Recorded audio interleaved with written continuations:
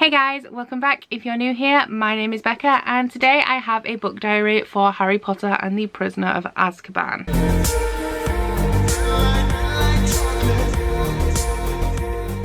If you guys have not seen a book diary from me, it is a spoilery reaction type vlog where I will be reacting to certain events in Harry Potter and the Prisoner of Azkaban. So if you have not read this book and you don't want to be spoiled or you haven't seen the movie, then I would advise you do not watch this video until you have read the book. Although I'm sure most of you have read Harry Potter and the Prisoner of Azkaban, or at least watch the movies. So this is part of my series of rereading Harry Potter as an adult. I have only read through the series once, and that is when I was the age that they were intended to be read at. I think I maybe was 11 or 12 when the last book was released, so it was quite a long time ago that I did read these. Ooh, don't hit yourself in the head. My preconceptions going into this book is that I'm not going to like it all that much, and that is solely based on the fact that Prisoner of Azkaban is my least favourite movie in the franchise.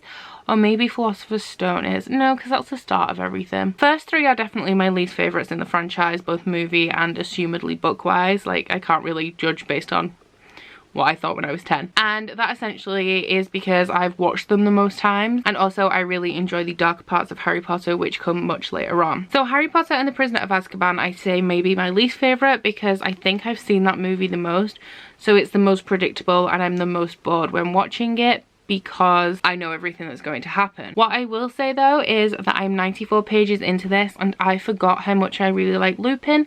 I feel like Lupin was not portrayed to the best of his potential in the movies, and I've only met Lupin once on the train on the way to Hogwarts and already remembered how much I loved Lupin. This book is already evoking some pretty strong memories from me. I got to the part where Harry leaves the Dursleys and I remember reading that when I was like however old I was when I was a kid, and it's not like I didn't remember, it's just I kind of remember this feeling, and I remember panicking because oh my god, Harry's left home. And as a 10-year-old, as I was at the time, like that was a big deal. Like thinking about leaving home, I was like, oh, what's he gonna do? Like what can he do? And also the tension because he thinks he's going to get punished or expelled from Hogwarts, so I was like panicking for him. And then the whole like night bus chapter is sort of just like building tension, like oh my god, he's gonna get in so much trouble.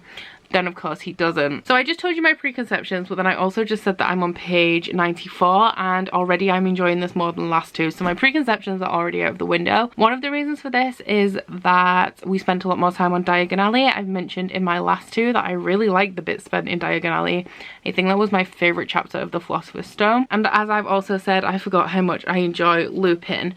Now one thing that I don't like, and it's something that's recurring especially in the last two books, is that I don't like how mean people are to Hagrid. When people upset Hagrid, I get really upset. It's not even necessarily people upsetting him in this particular instance that made my heart melt. So we've just had the first Care of Magical Creatures lesson, like pretty much where I'm up to, and obviously there's the stuff that goes on where Buckbeak attacks Malfoy, and Malfoy is constantly teasing and provoking Hagrid, and that's not even the bit that really upset me. The bit that upset me is that when everybody confessed that they hadn't managed to open the textbook, the Guide to Monsters, yet because it bites, and Hagrid was like crestfallen as he realised that nobody had managed to like figure out that you had to stroke it. I just feel like I understand, like he's feeling like a terrible teacher, and I'm that kind of person, like when I have a good idea or when I'm planning a day out or when I'm cooking a good meal, I get more enjoyment from other people enjoying it. So I feel like in his position I would also be like, oh my god, they don't like it, or oh, it was a terrible idea having this book as like the core textbook. And my heart just melted and I'm like, JK Rowling, why do you keep victimizing poor Hagrid? Why do you keep making me feel this way? So that's all I have so far. I'm gonna do a little bit more reading tonight. I am hoping to finish this book quite quickly because I was supposed to read it in February. This is like the last day as I'm filming this portion, so I'm looking over the next couple of days to fly through this. I'm like a third of the way through this 315 pages, so it shouldn't be too much of a problem, but I'm hoping we have fun with this vlog. Okay, so I'm now up to page 199. Smacked myself in the face again, and I don't have a great deal to comment on really. The only things that I really want to talk about now is the character of Snape. Now I know there's always a lot of talk about Snape being an abuser and things like that, which I don't disagree with, but I think he's a lot nastier in the chapter where Lupin isn't there and he has to take the Defense Against the Dark Arts class. I think he's a lot nastier there than we've ever seen him before, where he's just constantly jabbing, and it's because he has a problem with Lupin, but he's just being like really horrible. He's jabbing at Hermione, nearly makes her cry because he's trying to force them to learn about werewolves when that's not what they're up to in the syllabus. And I really like Snape as a character, and I also really like Bellatrix. Bellatrix is my favourite. And people have asked me before why the hell I like Bellatrix, and it's the same reason that I like Snape. And I think that they're really good characters. So they're not necessarily likable characters, and if they were real people we would definitely hate them, but I think there's something about the evil characters that just really draws me in. And it's whether it's the discussion essentially of, are people born evil? Is Snape born so horrible and nasty and unforgiving and petty? And the answer is no, he's not. Essentially, James, smacked myself in the face again. He was bullied by James and he held a grudge. Now, you can go into later on how like, well, it's a bit of a petty thing to hold a grudge for all this time. And yeah, it might be. But I just find it very interesting, like the origins of the character development and how people have turned out the way that they have. Obviously, I don't think that Bellatrix does have an arc like that. Like, she doesn't necessarily have a even reasonably justifiable reason for being evil. But I just find that bad characters have much better character development and are much more interesting as characters. So I really like Snape. I was a little bit shocked because I forget how horrible he truly is, because when I remember from being a kid and the movies, he's like there to be horrible, which he is still in the books. You don't hate Snape in the movies because he, like, you know that he's there to be evil. And that is his character. It's nothing personal. Like Umbridge, like, she's a real nightmare, but Snape, I don't hate him. So yeah, I just thought I'd pop in and tell you that as well. I'm still loving Lupin. I'm past the bit where Lupin's started to teach Harry the Patronus spell, and I just think like he's such a good teacher. He's the only teacher when I've been reading the books that I think like, you are a good teacher, and it makes me so sad. And I remember that I was sad that he's only Defense Against the Dark Arts teacher for this book, because I really like Lupin, and yeah, I think he's one of my favourite characters. So I'm gonna go do some more reading and I'll check in with you if I have any more thoughts. I haven't even finished the chapter yet, but the Quidditch final chapter is literally the best chapter I've read in Harry Potter so far. Just everyone's fighting really fucking dirty and I love it.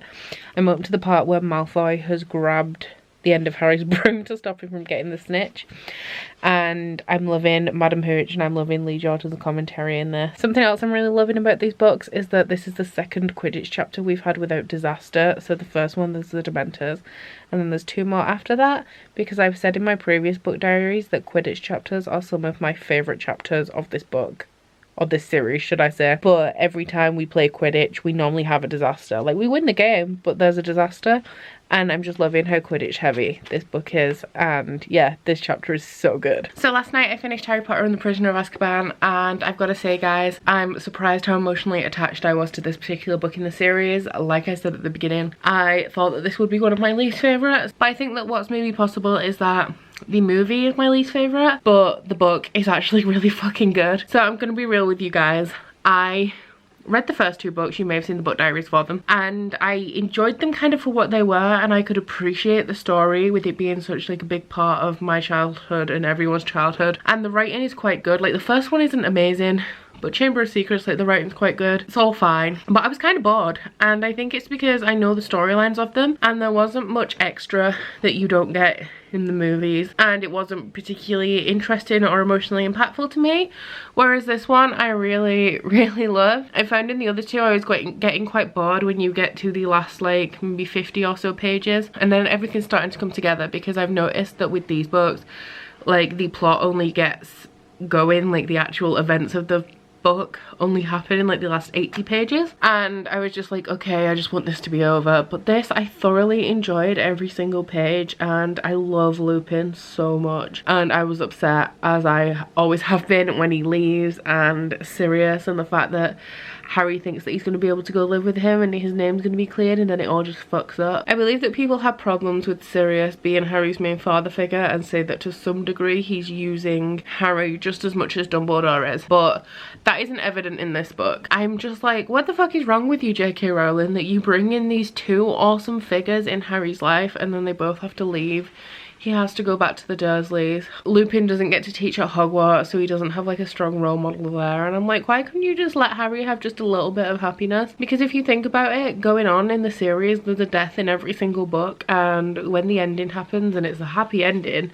but it's not really, is it? It's not really a happy ending. So yeah, it got me emotionally. I really like Sirius and Lupin. I'm gonna give this book 5 stars, which, you know, from reading the first 2 books, I didn't think I'd be giving any book in the series a full 5 stars. I am really excited to go into Goblet of Fire, but now I'm not really sure what I'm expecting, because I did think that Goblet of Fire was my favorite in the series, but I really enjoyed this. And it's like it's the last shortish one. So going into Goblet of Fire, I'm wondering if I'm thinking it's going to be too long or whatever. But I'm glad that I'm finally getting the interest and investment in the Harry Potter series that I expected to from the start. And I'm glad that I'm finally like caring about Harry Potter as much as everybody else does, because I was just like, oh, it's just a nostalgia thing, like it's not actually that good. But you know, it is pretty good. It's pretty damn good. And I'm glad that I'm rereading this series. So that's about all I have for this book diary. Let me know what you thought of Harry Potter and the Prisoner of Azkaban in the comments below. I'll be reading Goblet of Fire pretty soon, so you shouldn't have to wait too long for the book diary for that. Hopefully I have quite a few book diaries that I'm like spacing out. But I will see you in that one, and I hope you've enjoyed this video. Please don't forget to like and subscribe if you want to. But that's it from me today, guys. Bye. Oh, you bite your friend like chocolate. You say you will go where nobody knows, with guns hidden under our petticoats. We're never gonna quit it, no, we're never gonna quit it, no.